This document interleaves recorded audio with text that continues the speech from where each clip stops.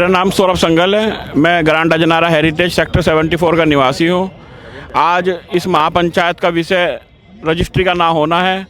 मेरी शासन प्रशासन सरकार से यही अनुरोध है कि हमारी जल्द से जल्द रजिस्ट्री कराई जाए। हमने अपनी गाड़ी कमाई से जो फ्लैट ख़रीदा है उसकी रजिस्ट्री हो ताकि उसका मालिकाना हक हमें मिले। नहीं तो किसी भी दिन पता चला हमारे पास तो कोई फरमान आ गया कि फ्लैट ही खाली करो, क्योंकि मालिकाना हक हमारे पास नहीं है। हमने अपनी पूरी ज़िंदगी का निवेश इस फ्लैट में दे दिया। अब हम लोगों की सैलरी होती कितनी है, उसमें से भी पैसे बचा के फ्लैट खरीदता है आदमी। 10 साल 15 साल बाद फ्लैट का सपना देखता है, 15 साल 20 साल तक उसकी इंस्टॉलमेंट देता है, 25-30 साल में एक फ्लैट तैयार हो पाता है और उसी की रजिस्ट्री ना हो तो हमारा तो पूरा जीवन ही एक फ्लैट के पीछे चला गया। तो सरकार से मेरा यही अनुरोध है कि इस मुद्दे को बड़ी गंभीरता से लेते हुए इसकी रजिस्ट्री कराई जाए। मेरा नाम M.K. झा है और मैं ग्रैंड अजारा हेरिटेज सेक्टर 74 से हूँ। आज मेरी रजिस्ट्री 2018 से अटकी हुई है। हालत ये है कि अच्छे बैंक जो रेट ऑफ इंटरेस्ट कम देते हैं जैसे SBI, HDFC वगैरह वगैरह, आज वो रजिस्ट्री विदाउट रजिस्ट्री का ना लोन डिसबर्स कर रहे हैं ना लोन फ्रेश दे रहे हैं। वजह ये है प्राइवेट बैंक से लेना पड़ता है, जिसका वजह है कि हमें रेट ऑफ इंटरेस्ट बहुत ज़्यादा देना पड़ता है। एक मिडिल क्लास फैमिली को कैसे अफोर्ड होगा कि इतना EMI दे, माँ की सुविधा करे, बच्चों को पाले, उसके अलावा मेंटेनेंस, बिजली बिल वगैरह वगैरह काफ़ी खर्चे सर पे है। मेरा अनुरोध ये है कि जो भी पेंडिंग है रजिस्ट्री उनको कराया जाए और जो नोएडा अथॉरिटी वर्सेस बिल्डर के बीच में डिस्प्यूट है उसको सॉर्ट आउट वो करे। अदरवाइज कोर्ट संज्ञान में लेते हैं, फिर कोर्ट वो हायर कोर्ट, लोअर कोर्ट से हायर कोर्ट, हायर कोर्ट से सुप्रीम कोर्ट में मामला हट जाता है। सुप्रीम कोर्ट जाता नहीं है। बहुत मुश्किल से 1-2 सोसाइटी का गया। वजह क्या हुआ कि 300 फ्लैट का हुआ, बाकी लोगों का हुआ नहीं। आज वजह यह है कि हमारे अपार्टमेंट तो NCLT में भी चला गया है। आज ये वजह है कि हम लोग सारे रेसिडेंट्स सफ़र कर रहे हैं जिनकी रजिस्ट्री नहीं हुई है। रेट ऑफ इंटरेस्ट भी हमारा लग रहा है बहुत ज़्यादा। रजिस्ट्री रहता है रेट ऑफ इंटरेस्ट कम लगते हैं। अच्छे बैंक देते हैं हमें लोन, विदाउट रजिस्ट्री का लोन देते नहीं है, ना डिसबर्स करते हैं। तो हम लोग काफ़ी सफ़र कर रहा है। I requested to the chief minister of Uttar Pradesh Yogi ji, please consider on it और आपको इसमें कुछ न कुछ पहल करनी चाहिए। हमें काफ़ी उम्मीद है, हमने काफ़ी सपोर्ट किया है, करेंगे और करते रहेंगे।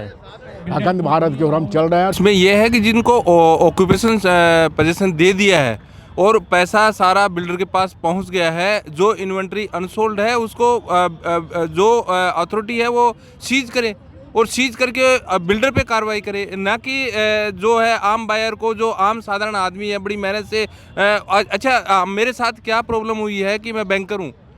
मैंने बैंक से लोन लिया तो बोला उसने कि हमारे को बैंक से लोन मिलता है तो उसमें ये कंडीशन होती है कि आपको जो सब्सिडी इंटरेस्ट होता है उसको जो लिमिट होती है वो उसी में ही वो एक बार ही ले सकता है, बार बार उसको नहीं ले सकता है। तो मैंने 60 लाख का लोन लिया। 60 लाख मेरा तो ख़त्म हो गया। 60 लाख की मेरी एलिजिबिलिटी थी। अब मेरे को उसकी रजिस्ट्री नहीं हो रही है और जो मेरा ब्रदर का मकान था मैंने उसको कोलेटरल रखा। मेरे को क्या पता था कि वो ये ऐसा करेगी, सैकड़ों साल तक चलाएगी। अब देखिए आप कितना इसमें द्वंद्व हो रहा है कि मेरी जो भाभी है वो भाई को बोलती है, भाई को उसकी ज़रूरत नहीं है लेकिन वो बोलती है तो आपस में मनमुटाव होता है उसके लिए। तो और अगर मैं वो निकालना चाहता हूँ तो आज मेरे को जो मैंने 60 लाख लगाया है वो भी मेरे को 62 लाख ही मिलेगा आज उसका। मैं तो चाहता हूँ कि उसको डिस्पोज ऑफ कर दूँ, लेकिन मेरे को तो आज 10 साल से मैं भुगत दे रहा हूँ तो भी मेरे को उतना पैसा नहीं मिल रहा है।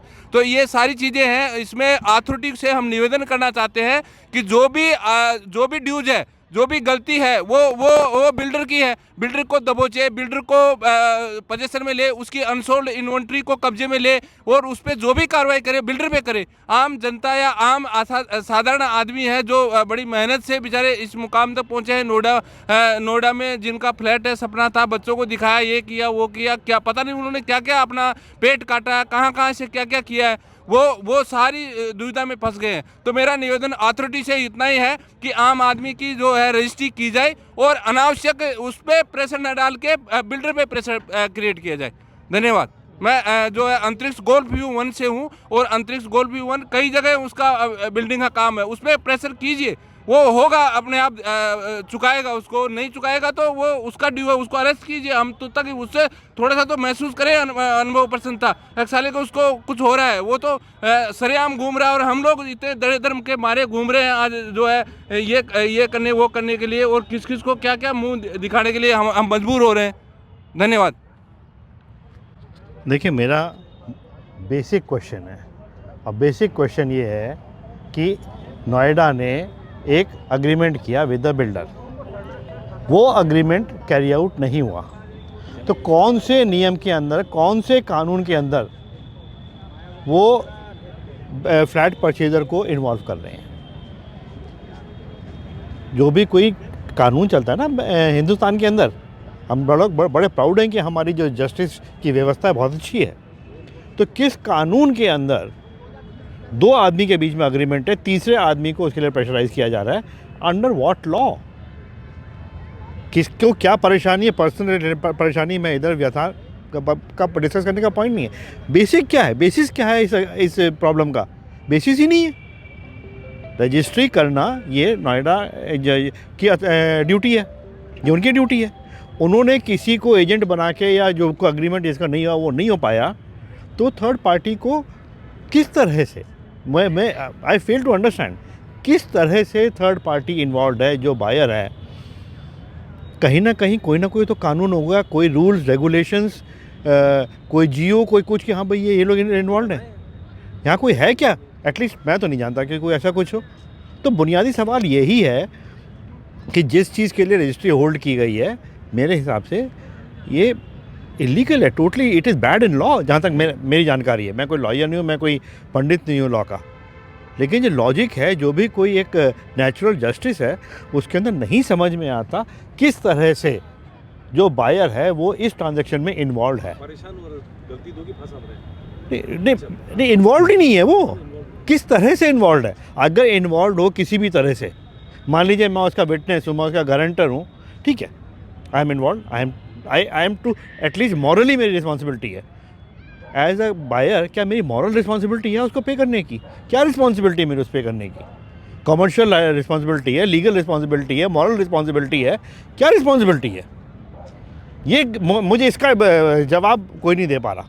अगर मेरी रिस्पॉन्सिबिलिटी है तो साहब मैं 1 के 10 रुपये देने के लिए तैयार हूँ, लेकिन मेरी रिस्पॉन्सिबिलिटी तो कोई उसको। नोएडा सेक्टर 76 A001 में रहता हूँ। जैसा कि आप सभी को विदित है कि हम लोग किसी परेशानी में उलझ कर के एकत्रित हुए थे। आज सभा हुई, इसमें जो हमारे नवीन जी जिलाध्यक्ष हैं भाजपा के, वे भी शामिल हुए। समस्या ये है कि जो बायर्स हैं उनको 10-10 साल हो चुके हैं और बैंक का लोन भी उतर चुका है। बिल्डर्स को बायर्स ने पैसे अदा किए हुए हैं, लेकिन उनको बायर्स को हक नहीं मिल रहा। इसमें मेरी एक राय है कि बिल्डर्स को संरक्षण प्राप्त है, चाहे वो अथॉरिटी का हो, चाहे वो राजनीतिक नेताओं से हो, क्योंकि हम इतना तो जानते हैं कि जो डीएम साहब हैं, जो सीईओ है, वो कौन अपॉइंट करता है। मैं आग्रह करना चाहूँगा कि इसमें हमारे जो बायर्स हैं वे इतने स्ट्रेसफुल हो चुके हैं कि कहीं कहीं तो किसी बायर्स ने दम तोड़ दिया। वो अपने आखिरी सांस तक लड़ाई लड़ा और फिर वो स्वर्गवासी हो गया। उसको उसके रहते रहते मकान नहीं मिल पाया, उसकी इच्छाएं पूरी नहीं हुई। उसका सपना था एक मैं मकान खरीदूं, तनाव रहित हो जाऊं, मेरे को मकान मिल जाएगा, अपने बच्चों की शादी करूंगा, सब कुछ करूंगा, लेकिन क्या उसकी रजिस्ट्री नहीं हुई। और कानों कान मैं तो ये कहूँगा जो सरकार है, जो प्रशासनिक अपना तंत्र है, वो भी सोया हुआ है। क्योंकि अथॉरिटी के जो आदमी हैं, जब वे अपॉइंट करते हैं, उनके हाथ में सब कुछ है, अथॉरिटी को वो क्यों नहीं जगाते? क्यों हमें लटकाते हैं? क्यों हमें भटकाते हैं? क्यों तारीख पर तारीख देते हैं? अगर उनका बिल्डर्स का संरक्षण ख़त्म हो जाएगा, उसको प्रोजेक्ट नहीं दिए जाएंगे, उसके ऊपर होड़ लगाया जाएगा, तो अथॉरिटी अपना काम करेगी। मैं समझता हूँ जहाँ तक कि अथॉरिटी हमें स्ट्रेसफुल रखना चाहती है, क्योंकि हम तनाव रहित रहें, हम बिल्डर से लड़ें। हमारी लड़ाई बिल्डर से नहीं है, हम अपना हक मांग रहे हैं। जो हमारा कर्तव्य हमारा था कि हमने अपने पैसे अदा कर दिए, हमारा कोई ड्यूज नहीं है। अब हम नोएडा अथॉरिटी की जिम्मेदारी है कि Sir, it is quite obvious, everybody knows, Noida authority is so empowered for all sort of civic amenities. They have to take gracefully all sort of civic amenities, considering as a mission and launch at the respective sites, and for furtherance to maintain it and make the entire system inactful. But it is seen everywhere. The Noida authority is not discharging its duties with full of dexterity, and neither Noida authority is discharging its duties with high sense of responsibility. It is a matter of gross negligence. Even they are not discharging their duties with full of zeal and enthusiasm. So that is why they are not in a position to prove themselves as a result-oriented incumbent or CEO or DM, etc. So this is a matter of connivance between crime and corruption. So unless and until let me unveil before you 18 obligatory functions and 27 discretionary functions are being undertaken by the Noida authority. 18 अनिवार्य कार्यों का संरक्षण करती है और 27 स्वैच्छिक कार्यों का संरक्षण करती है। मैं उनके सीईओ से डिबेट करने को तैयार हूं, but they have no interest. दो ही कारण होते हैं काम न करने के, तीसरा कोई कारण नहीं है। एक तो यह है लैक ऑफ नॉलेज, संपूर्ण ज्ञान का न होना, और दूसरा है मालाफाइड इंटेंशन, बदनीयती का होना। तो unless and until they all are eradicated, they are lambasted and they are snubbed, we cannot fulfill our regimes, we cannot fulfill our dreams. हमारी इमेजिनेशन सब धर की धरी रह जाएगी। बस एक ही बात है, हमें अपनी स्ट्रेटेजी ऐसे फॉर्मुलेट करनी होगी कि हम महाकाल के भक्त हैं, हम तांडव भी कर सकते हैं। जब तक इंडिग्नेशन का भाव नहीं होगा तब तक हम कुछ नहीं कर सकते। We all are slumber of ignorance, right? That's all. This is the theme. अब हमें कुछ का कोई पोस्ट नहीं, कोई पावर नहीं, कोई पोजीशन नहीं। जो अगर ये काम करने में नाकाम है, उन पर चाबुक मारने में, उन पर शिकंजा कसने में नाकाम है, तो इसका मतलब वो क्या है आप जानते हो अच्छी तरह से। तो total failure, 100% failure is Noida authority. What for they have been designated as CEO.